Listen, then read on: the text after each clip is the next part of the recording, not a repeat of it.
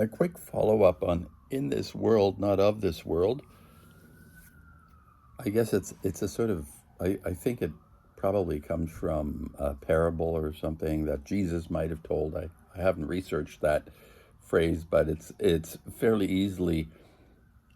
I think it's very apropos that title, in this world, not of this world. It's kind of like that: give unto Caesar what Caesar's, and give unto God what is God. Same idea. Just a follow up. Hola, YouTube friends, instead of the other greeting. I kind of like hola.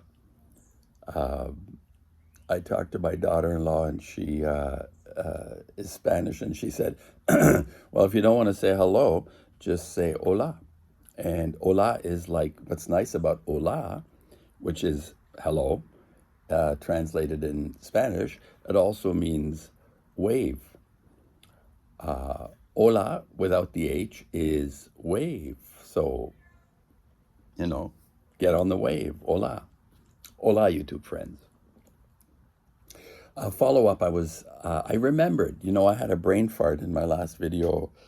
Matt, Quantum of Conscience, was talking about he's marvelous at dissecting the shit show reality the way it tries to trick and fool us. And here was the thing that I was wanting to comment on in terms of his assertion that it's not a trap.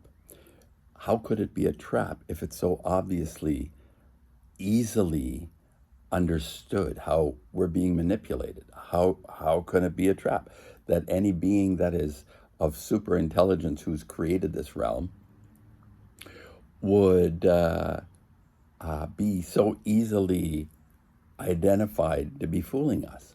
And I'm going to introduce the idea of hubris.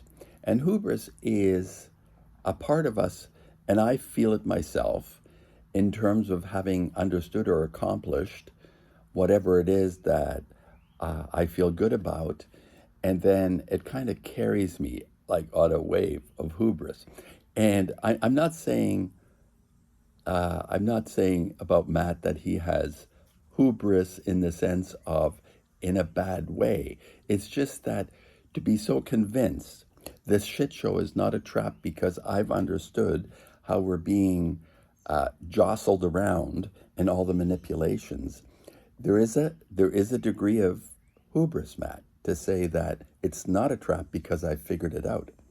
If we look at what surrounds us, the complexity, as I say, it's highly unlikely that the tricks, which are not recognized by the general population, clearly, this is like most people, it's sort of like a typewriter and a monkey.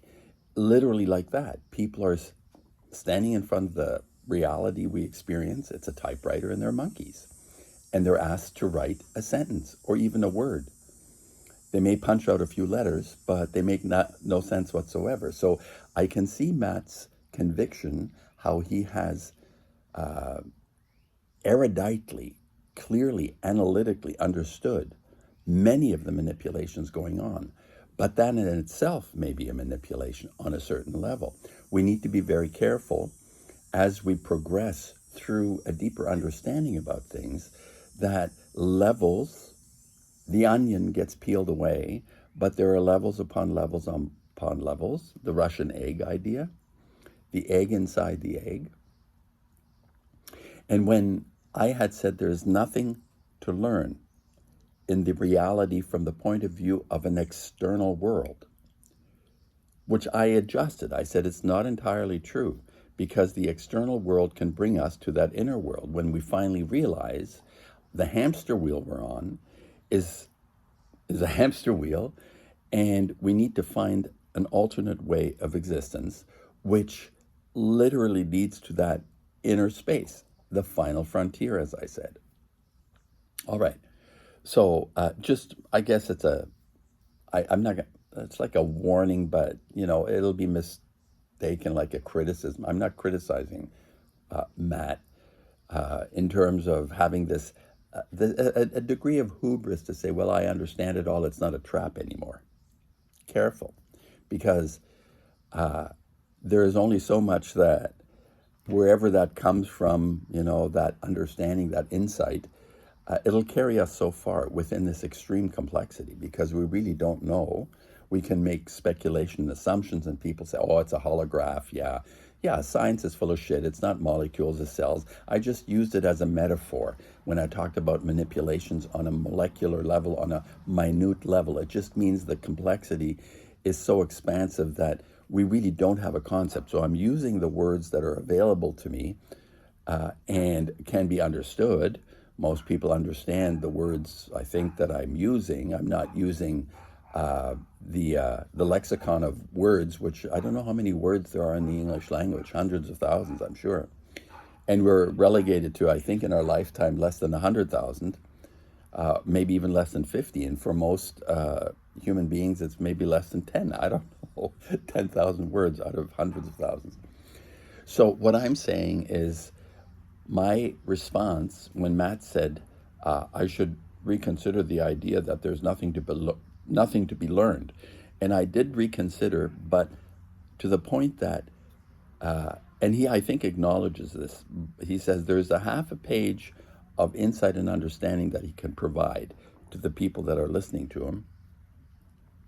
Like if you're thinking in terms of him having done thousands of videos, that literally he could synopsize everything to the people that are clued in on a half a page, and that's all you need, and go on, go to another channel, go to another dimension, whatever. So he's commented on this, but he insists that the world, the external world, gives us lessons, understanding about ourselves. And I say, no, it doesn't. It directs us towards something. Like I say, I am feeling at a certain point, my experience has been that I've come to a point where the external world literally forces me to go within. Has to do with my affliction, my imbalance, what is called an illness. I finally realized that it's not a situation that is understood from an external point of view, like all the white coats want to do. They're all a bunch of sledgehammers wanting to nail, a small nail with a sledge into a 2x4. So I've understood through my experience that the learning isn't happening on the outside, although it directed me.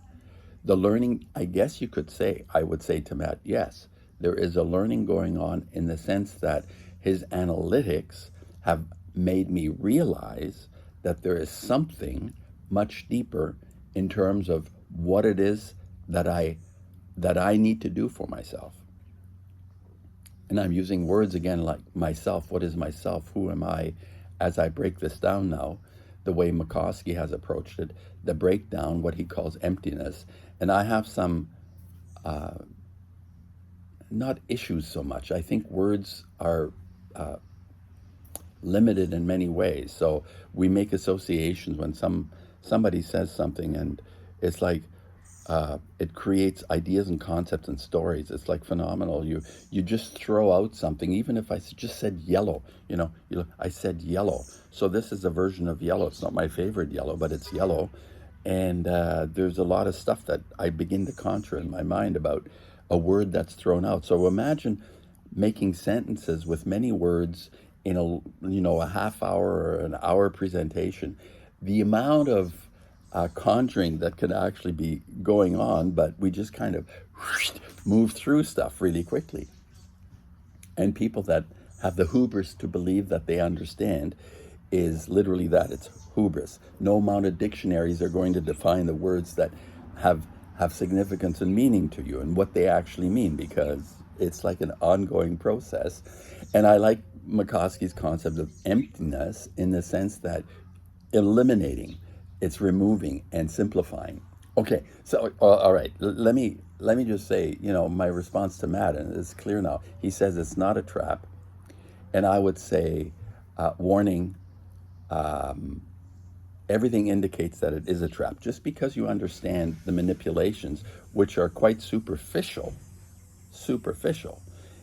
what you're identifying, valuable, extremely valuable, but still superficial, because as the way I have perceived this, the learning I have done through, okay, even in terms of my own work over 50 some years, 55 years of painting, is that I'm not discarding it.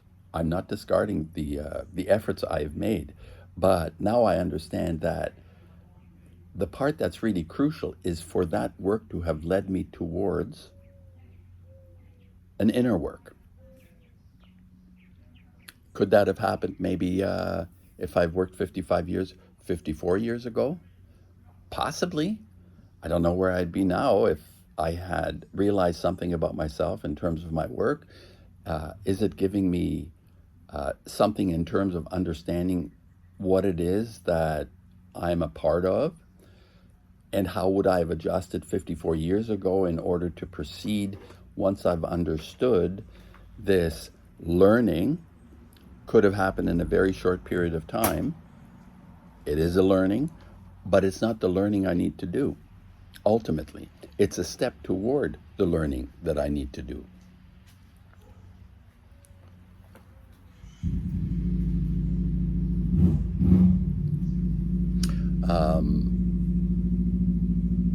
So my my basically, yes, I still think it's a trap, even though it's cleverly analyzed the way Matt is analyzing it. It still is a trap from the point of view that most people, for sure, haven't got a clue. They're monkeys in front of a typewriter. But once you have that, what is the next step? And that's what I'm facing. I'm facing the next step after having understood this literally is something to keep me, my eyeballs in the headlights. I am the deer in the headlights as long as I keep looking at it. And I'm not saying that Matt has eyes in the headlights. I'm just saying that it's too complex just to pass off as I get it, I understand it, adios. No problem. What is the next step? That's what I'm saying.